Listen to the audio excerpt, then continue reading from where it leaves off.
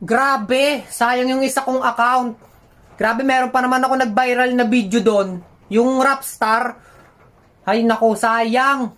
2 million likes yun eh. Kaya naisip ko na lang, gagawin ko na lang siya ulit. Kakantahin ko, pero ngayon lalagyan ko ng twist. Siguro lagyan ko lang siya ng dadagdagan ko lang ng konting bilis lang.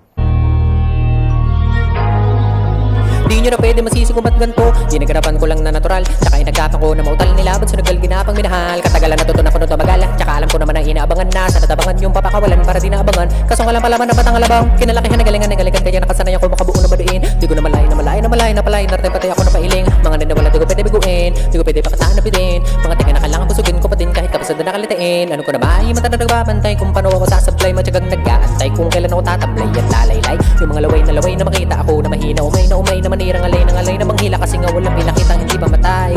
Noon napasarap mag-rap ang daming nagbago mula nung kilalanin ng tao. Daming nagtulak sa akin palaging maging ganado, palaging plakado, pag gumalaw palaging planado.